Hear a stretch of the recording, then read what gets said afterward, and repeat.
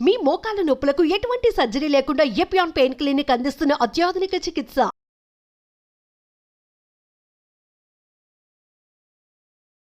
మీరు ఎంత దీనస్థితిలో అనారోగ్యంలో ఉన్నా 6 వారాల్లో మీ దేహం పుంజుకుంటుంది.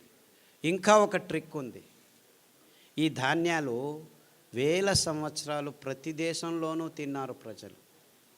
మీరు అనుకున్నట్టు మన దేశంటి కాదు ఇవే, మన దేశంలోనూ ఉన్నాయి, వేరే దేశాల్లోనూ ఈ భోజనాలే చేస్తూనింది ప్రజలు.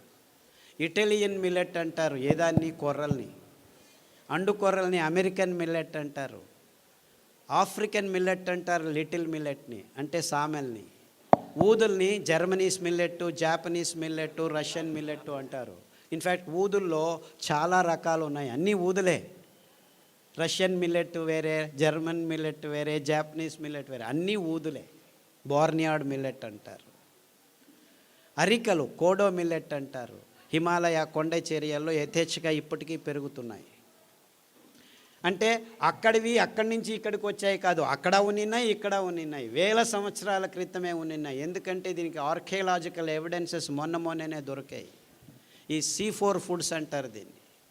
ఈ కొన్ని వేల కడాబా అనే ఒక ఆఫ్రికా దేశంలోనూ అక్కడి నుంచి ఆర్కియలాజికల్ వేల 15,000 సంవత్సరాల క్రితం వాళ్ళ ఆ పండ్ల చిగుళ్ళను గమనిస్తే C4 ఫుడ్స్, అరికలు, కొర్రలు, అండు కొర్రలు కనిపించాయి. అర్థమవుతుందా నేను చెప్పేది? అంటే ఈ తజ్ఞులు ఆ దేశం నుంచి మన దేశానికి వచ్చింది, ఈ దేశం నుంచి ఆ దేశానికి లేదు. మనకు ముందు సంపర్కం ఉండేది కాదు. ఖండాంతరాల్లో అంతెందుకు గుంతకలు వాళ్లకు వింధ్య పర్వతాల వెనపకాయ ఉండేది తెలియదు ముందు. అంటే ఎక్కడి వాళ్ళు అక్కడ ఉండేవాళ్ళు. ఆయా జాగాల్లో ఆయా నీళ్లకు ఆయా గాలికి ఏదేది పెరుగుతుందో దాన్నే తింటూ ఉండేవాళ్ళం. అదే నిజమైన ఆహారం. అలాంటి అద్భుతమైన ఆహార పద్ధతిని అంతా నాశనం చేసుకొని ప్రపంచమంతా బియ్యం గోధుమలు తింటున్నారు. అదే అవైజ్ఞానికమని ఎవరికీ అర్థం కావట్లేదు. ఎందుకు వచ్చింది? ఈ కంపెనీల హితాశక్తి కోసం అందరూ కాఫీలు, టీలు, బియ్యము, గోధుమలు, పాలు, చక్కెర తింటున్నామని ఎవరికి అర్థం కావట్లేదు. నేను పాలు తాగొద్దా, పాలు తాగొద్దా, బియ్యం తినొద్దా, గోధుమలు తినొద్దా, ఇంకేం తినాలి, మన్ను తినాలా? అందరూ ఈ ప్రశ్న అడుగుతారు నన్ను. అరే 150 సంవత్సరాల క్రితం వెళ్తే ఎవరికి తెలియకుండా ఇవన్నిటిని పెంచుకొని అందరూ తినేవాళ్ళు, వాళ్ళకు రోగాలు ఉండేవి. ఈ ఒక్క విశ్లేషణతోనే నేను ఈ ధాన్యాల్ని వెతకడం మొదలుపెట్టాను. 30 సంవత్సరాల క్రితం అమెరికా వదిలిపెట్టి పల్లెల్లో తిరిగి ఈ విత్తనాలని తీసుకొచ్చి మా ఇంటి వెనక పెరట్లో కొద్దిగా పెంచి మళ్ళా రైతులకిచ్చి ఆ ధాన్యాన్ని నేనే కొనుక్కొని రోగులకిచ్చి బాగవటం. మొత్తం 8 సంవత్సరాలు నేను ఒక్క మాట మాట్లాడలేదు. నేను ఆలోచించింది కన్ఫర్మ్ కరెక్ట్ అని తెలిసిన తర్వాత పల్లెకు వెళ్ళి మాట్లాడడం మొదలుపెట్టాను. వేల మంది రోగులకు బాగా అయిన తర్వాత చెప్పడం మొదలుపెట్టాను. SLE, HIV, ఇప్పటికి ఎంతమంది HIV పేషెంట్లు. నేను మొన్న ఇక్కడి నుంచి బెంగళూరు నుంచి హిందూపూర్కి వస్తుంటే 4 పేషెంట్లు ఫోన్ చేశారు. సార్ మీరు చెప్పిన ఈత ఆకు కషాయము, బిల్వ ఆకు కషాయము, గరిక కషాయం తాగుతున్నాము, అరికెలు, సామెలు, గంజి తాగండి. గంజి గురించి చెప్పవే, చాలా వేల సంవత్సరాల క్రితము ఈ విసిరేది దంపేది రాళ్ళు లేవు, అప్పుడు ఇంకా తెలియదు. ఆ కింద పడిన ధాన్యాన్ని ఎచ్చుకొని వచ్చి నీళ్ళలో నానబెట్టి వండుకొని గంజి తాగేవాళ్ళు. గంజి తాగేదానికి కూడా టైం ఉండేది కాదు. ఇది వెరుకునేదానికి పనలేకపోతే ఆ గంజి పొద్దుటి నుంచి సాయంకాలం వరకు ఉంటే అది చద్ది గంజి, అంబలి. అందులో బ్యాక్టీరియా పెరిగేది. ఆ బ్యాక్టీరియా మన పొట్టలకి అతి ముఖ్యమైనది, అతి రోగ నిరోధక శక్తిని మన దేహంలో పెంచేది. ప్రోబయోటిక్స్ అని ఈ మధ్య కొత్తగా మొదలుపెట్టారు ఈ డాక్టర్లు, ఇంజనీర్లు అందరూ. ఎప్పుడో మా తాత ముత్తాత కాలంలోనే చద్దిగంజలు తాగరా వెధవా, ఆరోగ్యంగా ఉంటామని మా అవ్వ చెప్పేది. తిప్పారెడ్డిపల్లె, ఇక్కడే తిప్పారెడ్డిపల్లె. కొర్రగంజి పొద్దున్న చేసి రాత్రి తాగు, రాత్రి చేసి పొద్దున్న తాగు అనేది. అదెందుకు? పొద్దున్న చేసి పొద్దునే తినచ్చు కదా, నీకు తెలియదులే, రాత్రి తాగు అనేది. దాంతో కావాలంటే ఈ ఎర్రగడ్డ కొరుక్కో అని చిన్నది సాంబార్ ఉల్లిపాయ ఉండేది, దాన్ని ఇచ్చేది అనమాట. అమేజింగ్లీ ఆ ఉల్లిపాయ తింటే మీలో ఉన్న అన్ని అలర్జీస్ మాయమైపోతాయి. గోరుకునేది సిట్రజిన్ వేసుకునేది. ఎప్పుడు చూడు ఎరుకుంటూ ఉంటే సిట్రజిన్ వారానికి ఒకటి పోయి 2 రోజులకు ఒకసారి అయిపోయి రోజుకు 2 సార్లు వేసుకున్నా కానీ ఆపితే చాలు గీరుకుంటూ ఉంటారు.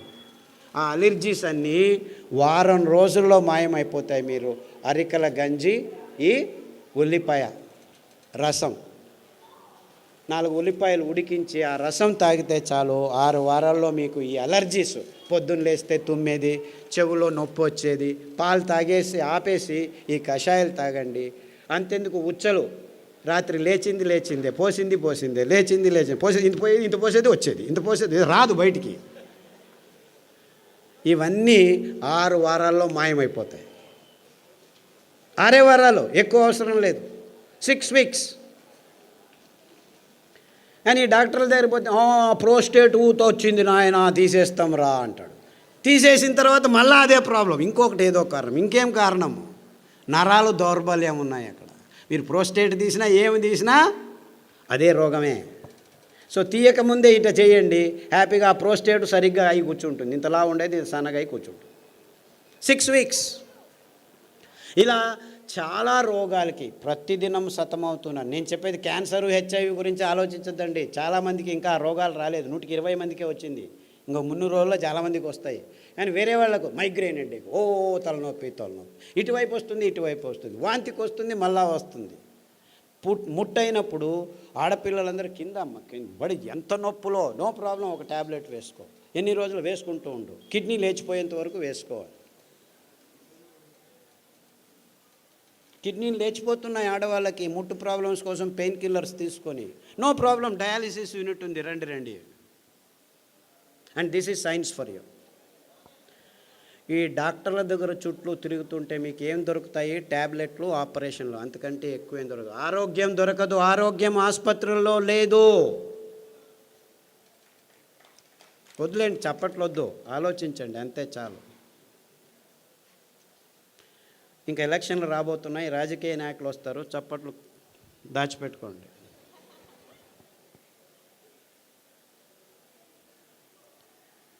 ఎక్కడుంది ఆరోగ్యం? మన కొర్రల్లో ఉంది, మన కానుగ కషాయంలో ఉంది, మన పారిజాత పువ్వుల్లో ఉంది, మన రావి చెట్లల్లో ఉంది, మన కానుగ చెట్లల్లో ఉంది, అండు కొర్రల్లో ఉంది, ఊదుల్లో ఉంది. ఇంత అద్భుతమైన పదార్థాలు మీరు ఏమైనా డబ్బు ఖర్చు పెట్టాలా? పేద రైతులు పెంచగలరు. దాన్ని అక్కడికక్కడే మీ ఇంట్లోనే రెడీ చేసుకునే దానికి బుచ్చి మెథడ్ అని మా అక్క నేను కలిపి కనిపెట్టాము. అందరూ హ్యాపీగా ఇంట్లో ఎవరైనా సరే రాత్రి నానబెట్టి పొద్దున ఎండబెట్టి అలా అంటే చాలు, బియ్యం రెడీ. ఇంకా అద్భుతం ఏం తెలుసా? ఈ ధాన్యాలు 7 సంవత్సరాలు నిల్వ ఉంచినా ఒక్క కెమికల్ లేకుండా, ఒక్క పురుగు రాకుండా ఉంచుకోవచ్చు ఈ 5 ధాన్యాలు. మీకు ఎప్పుడు కావాలో అప్పుడు బియ్యం రెడీ చేసుకోండి. సో అందరూ అంటున్నారు పేదవాళ్ళకి ఇది కష్టమని. ఇన్ఫ్యాక్ట్ పేదవాళ్ళకే ఈజీ. ఈ పెద్దవాళ్ళు పనులు చేసుకోలేరు, డబ్బులున్న వాళ్ళు. మీరు చేసిస్తే వాళ్ళు తింటారు. అంటే మీరు కొనాల్సిన పని లేదు. 2 ఎకరాల మెట్ట భూమి ఉంటే పెంచుకోండి, ఇంట్లో పడేసుకోండి. ఎప్పుడు కావాలంటే ఆ మిక్సీలో 1 కేజీ రెడీ చేసేదానికి మీకు 20 కేజీలు 2 గంటల్లో పని చేసుకోవచ్చు. ముందులాగా దంచాలి, విసరాలి అని ఏమీ లేదు. కావాలంటే మీకు డబ్బు కావాలంటే మీరే రెడీ చేసి పక్కనున్న ఊరికి అందజేయచ్చు. 10 మంది కూర్చొని ఆడవాళ్ళు పని చేస్తే దగ్గర దాదాపు 500 కిలోలు రెడీ అవుతాయి. ఆ పని బాలన్ గారు చేసి చూపించారు. ఇక్కడ అనంతపూర్లో భానుజ అని ఇంకొక మహిళా సంఘం వాళ్ళు చేస్తున్నారు. అంటే పేదవాళ్ళకి ఇవి అతి చౌకగా, ఎవ్వరి హంగామా లేకుండా పెంచుకొని ఇంట్లోనే తయారు చేసుకొని తినేంత వరకు మేము అన్ని రకాలుగా ఏర్పాటు చేశాము. మీరు చేసుకోవాలి అంతే. అంటే పేదవాళ్ళకి ఏమీ ఇబ్బంది లేదు. ఇంకా కొనుక్కునే వాళ్ళకే 100 రూపాయలు ఆ కేజీ, 150. యాక్చువల్లీ రైతులకు మీరు 10 రూపాయలు, 11 రూపాయలు మధ్యవర్తులు తింటున్నారు మధ్యలో. అయినా కానీ 100 రూపాయలు ఇచ్చి కొన్న 1 కేజీ 10 మంది తినొచ్చు మీరు. ఎందుకు? ఇందులో పీచు మధ్యలో ఉంది. నానబెడితే, రాత్రి నానబెట్టి పొద్దున వంట చేస్తే 1 కేజీ బాగా వికసించి అరలితే మీరు 10 మంది తినొచ్చు అనమాట. అదే బియ్యం అయితే వరి బియ్యము కేజీకి 4 తిని ముగించేస్తాం అన్నమాట. అంటే 1 కేజీకి 4, ఇక్కడ 1 కేజీకి 10 మంది, వీడు 30 రూపాయలు కేజీ అనుకో, 30 × 2.5 కేజీలు అంటే అది అంతే అయింది కదా. ఆ బియ్యం తిన్న తర్వాత మీరు ఎక్కడికి పోతున్నారు? ఆసుపత్రిలో చుట్టూ తిరుగుతున్నారు. ఈ బియ్యం తింటే మీరు రైతుల దగ్గరికి వెళ్ళచ్చు. అంటే నిజంగా మీరు ఎవరి చుట్టూ తిరగాలి? ఆరోగ్యం కావాలంటే ఎవరి దగ్గరికి వెళ్ళాలి మీరు? ఇన్ఫ్యాక్ట్ నిజంగా మనకు ఆరోగ్యం కావాలంటే ఆ రైతుల వైపు మన ముఖం చూపించాలి, వాళ్ళను గౌరవించాలి, వాళ్ళు పెంచే ధాన్యానికి విలువ ఇచ్చి భక్తితో తీసుకుంటే వాళ్ళు బాగుపడతారు, మనము బాగుపడతాం. అర్థమవుతుందా? అంతా ఎడ్యుకేటెడే, అంతా సివిలైజ్డే, అంతా లిటరేట్సే, కానీ ఎంత బాగా ఫూల్ చేస్తున్నారో ఆలోచించండి. అంటే మనం చేయాల్సింది ఇంతే. ఆ గోధుమలు వద్దు, ఆ బియ్యం వద్దు, ఆ పాలు వద్దు, ఆ చక్కెర వద్దు, ఆ గుడ్లు వద్దు, ఆ కోళ్ళు వద్దు, ఈ పందులు వద్దు, ఈ మాంసం. ఇవి తింటే రోగాలు వస్తున్నాయని ఇవి చెప్పట్లేదు. అందరికీ తెలుసు ఈ కోళ్ళ నుంచి కోళ్ళ జ్వరం వచ్చిందని. ఒకవైపు మారణహోమం చేస్తున్నాము, H1N1 H5N1 అని. పందుల నుంచి వస్తుందని పందుల్ని మారణహోమం చేశాము. మ్యాడ్ కౌ డిసీజ్ వచ్చిందని మొత్తం యూరోపులో ఆవులన్నింటినీ నాశనం చేశాము. భస్మము మంటలు పెట్టారు. అయినా మళ్ళా మాంసం తిండం, మళ్ళీ అక్కడి నుంచే వస్తుందని. Match the following. చిన్న పిల్లాడికి చెప్తే చేస్తాడు. కోళ్ళ జ్వరము, పంది జ్వరము, మ్యాడ్ కౌ డిసీజు ఎక్కడి నుంచి వచ్చిందిరా అంటే మ్యాచ్ చేస్తాడు. కానీ మళ్ళా కోళ్ళ పెంపకం, అదే రకంగా స్టెరాయిడ్స్ చుచ్చడం, అదే రకంగా యాంటీబయాటిక్స్ వాడుతుండడం వల్ల ఆ ఎముకల మధ్యలు పెరగలేక అందులో వైరస్లు తయారవుతున్నాయని అర్థం చేసుకునేదానికి మీకు జీనియస్ అవసరమా? ఆ మాంసం తింటే రోగం వస్తుందని చెప్పేదానికి పెద్ద పెద్ద డాక్టర్లు కావాలా? ఈ డాక్టర్లు విజ్ఞానులు చెప్పటం లేదు. ఎందుకు? ఈ కంపెనీల కపిముష్టిల్లో ఇరుక్కుపోయారు వీళ్ళందరూ, అంతే, ఇంకేమీ లేదు. ఈ పేపర్లు రాయటం లేదు, ఈ పేపర్లే వాళ్ళవి, వాళ్ళు రాయరు. అనుభవించేది ఎవరు? మీరు కాదు, మీ పిల్లలు. ఎందుకంటే మీకు పుట్టబోయే పిల్లలు బుద్ధిమాంద్యులుగా పుడుతున్నారు 128 మంది. అయ్యో మా పాపడు ఎందుకు ఇలా పుట్టాడు? ఎందుకు ఇలా పుట్టాడంటే నీవు గర్భిణీగా ఉన్నప్పుడు ఈ పాలు తాగావు, ఈ అన్నం తిన్నావు, ఈ కోడిగుడ్లు తిన్నావు, ఈ మాంసం, అందుకు పుట్టుతున్నారు. నిజమైన ఆహారం ఎవరూ తినటం లేదు. నిజమైన ఆహారం అంటే మీ దేహంలోకి, రక్తంలోకి గ్లూకోజ్ను నిదానంగా, సంయమంతో, నియంత్రణతో, సమతులనంగా విడుదల చేసే అద్భుతమైన పదార్థాలే నిజమైన ఆహారం. అంటే పీచు పదార్థం, పిష్ట పదార్థం రెండుకి సమన్వయ రచన ఉన్న, అంతర్లీనమై సంక్లిష్టంగా, సంకీర్ణంగా అమర్చబడిన ఈ అద్భుతమైన చిరుధాన్యాలే, తృణధాన్యాలే మొత్తం మానవ జాతికి ఆరోగ్య సోపానాలు. ఇంకేమీ లేదు. ఇంతే, గుట్టింతే. ఎవడైతే ఈ సత్యాన్ని గమనిస్తాడో, అంటే మీకు అటువైపు నుంచి చెప్పాను, ఇటువైపు నుంచి చెప్తున్నాను, మీకు వేరే దారి లేదు. ఈ గోధుమలు, బియ్యము, చక్కెర పెంచుకోలేము. ఇలాగే చేస్తుంటే చచ్చిపోతాం ఇంకా 15 సంవత్సరాల ముందే.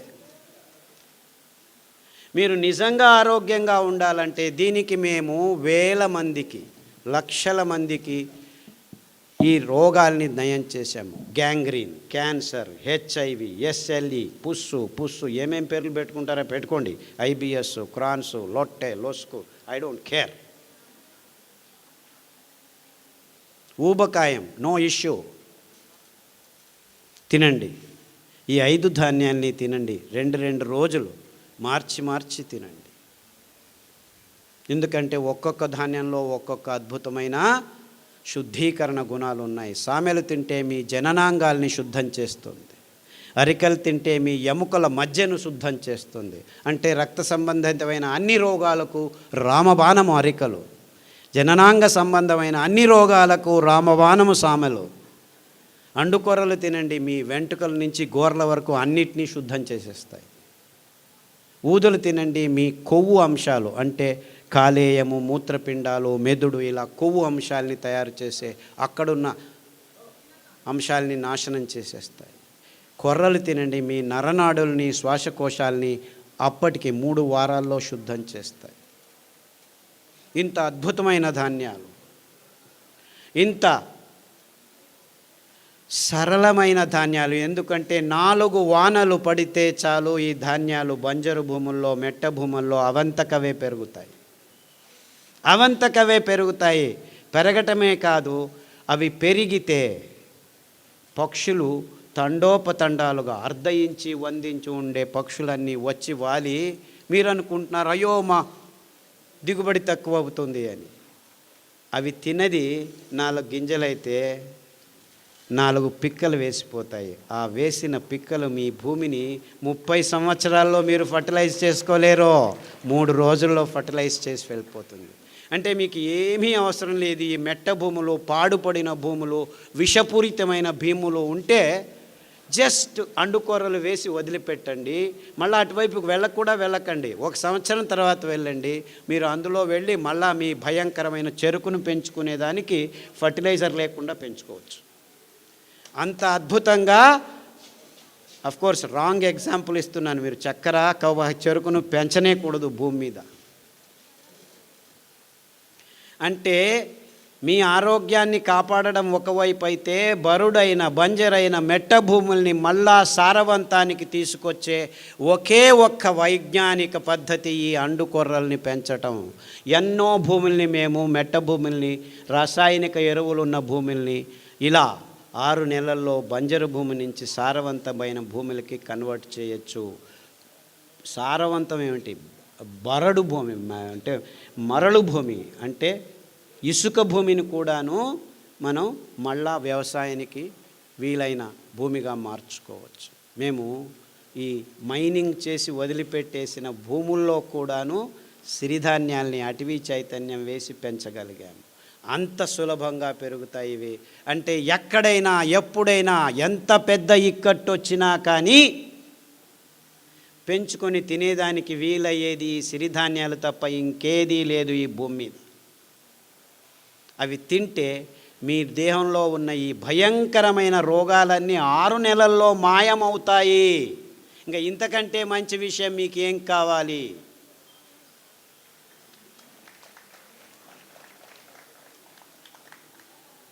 చప్పట్లు చట్టాల్సిన పని లేదు. I know you are all very serious. చాలా గంభీరంగా ఆలోచిస్తున్నారని నాకు అర్థమవుతుంది. నిజమైన గంభీరమైన విషయం ఇది. మన ఆరోగ్యం చెడిపోయింది, మన భూమి తలలిల్లాడుతుంది, బరడు మన కోసం కరువులు కాచుకొని ఉన్నాయి. అతివృష్టి, అనావృష్టి ఆల్రెడీ సృష్టించాము, ఇంకా దారి లేదు. We're not going to suffer, we're suffering. ఇంకా తలకు పోవట్లేదు. మనమంతా ఇంకా వెంట్రుకలకు పెయింట్లు వేసుకొని వాళ్ళకి కర్మ, ఆ సినిమా వాళ్ళకి, టీవీ వాళ్ళకి కర్మ. మీకెందుకు? మీరందరూ పూసుకుంటున్నారు.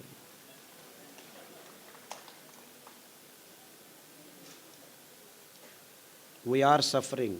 కానీ ఈ రాజకీయ నాయకులు నెక్స్ట్ ఎలక్షన్స్ ఎలా గెలవాలని మాత్రమే కానీ ఈ ప్రాబ్లమ్స్ అన్నీ అర్థం కావు. అర్థమైనా ముందుకు రావు, వాళ్ళ ఫోకస్కు రావు ఇవి. No one is worried about this.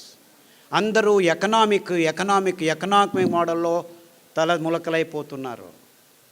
No more economic models can save the world. It's only ecological models that can save. Sustainable future జనరేషన్స్కి కావాల్సింది ఎకానమీ కాదు, ఎకాలజీ. చెట్లను పెంచండి, తీగలను పెంచండి, వృక్షాలను సంరక్షించండి, వాళ్ళను పూజించండి. Only they can take care of us. చుట్టుముట్టు ప్రకృతి రారాజిస్తుంటే మనం బతకచ్చు, లేకుంటే మన జీవితం దుర్భరం కాదు, నరకంలోకి తోయబడతాం. చస్తే పర్వాలేదు, చావము బతకము. మీరు చస్తే పర్వాలేదు, మీ పిల్లలు, పుట్టబోయే పిల్లలను చంపబోతున్నారు మీరు. గమనించండి. అన్నిటికీ అతి సులభమైన పరిహారం, సరళమైన పరిహారం. దీనికోసం మీరందరూ రేపటి నుంచే, అయినో నేనేం కలలు కనట్లేదు, రేపు కాఫీ తాగటం ఆపు చేస్తారా? లేదు లేదు లేదు, takes time. I'm very practical person. మీరందరూ సంకల్పం చేయండి, బియ్యం వదిలేయాలి, గోధుమలు వదిలేయాలి, కాఫీలు తాగకూడదు, టీలు తాగకూడదు అని.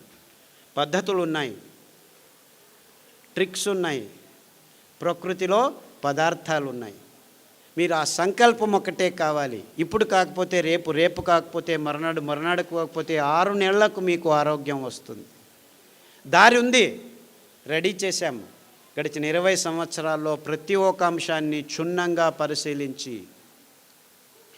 ఏ హంగామా లేకుండా, ఏ అంటూ లేకుండా, ఈ పారామీటరు ఆ పారామీటరు ఎవరికి ఏమీ లేదు. కావాల్సింది అందరికీ ఆరోగ్యం.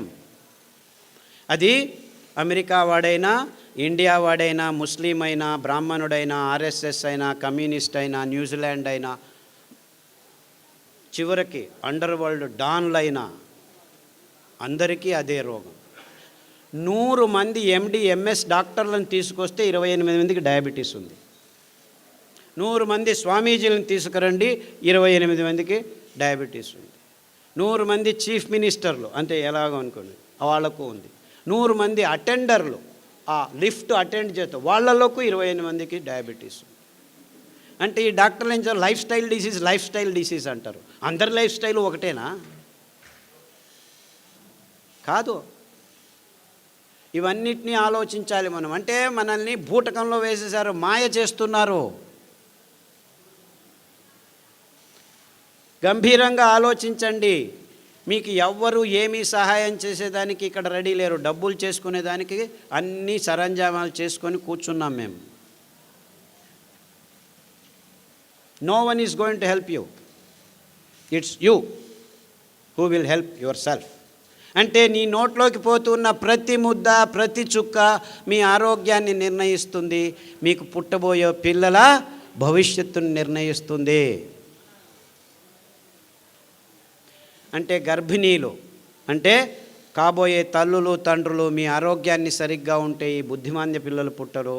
వాళ్ళకు వచ్చే రోగాల్ని మీరు ఆపు చేయవచ్చు. అంటే మీకు పిల్లలు కావాలంటే ముందే ఆలోచించండి. Stop for 1 minute, think, what am I doing? బుద్ధిమాంద్య మొక్కలను పుట్టించుకున్న తర్వాత జీవితాంతం కష్టపడాల్సిన పని లేదు. 2 సంవత్సరాలు జాగ్రత్తగా ఆలోచించి మంచి ఆరోగ్యకరమైన పిల్లల్ని పుట్టించుకోండి. And it is possible. It is 100% possible. In fact 100 diabetic patients రండి, 100 డయాబెటిక్ పేషెంట్స్ నేను చెప్పిన భోజనాన్ని చేయండి, నేను చెప్పిన కషాయాలు తాగండి, 100కి 100 మందికి బాగవుతుంది. 3 వారాలు మీరు ఎక్కడా పోకుండా ఇదైనే చేయండి.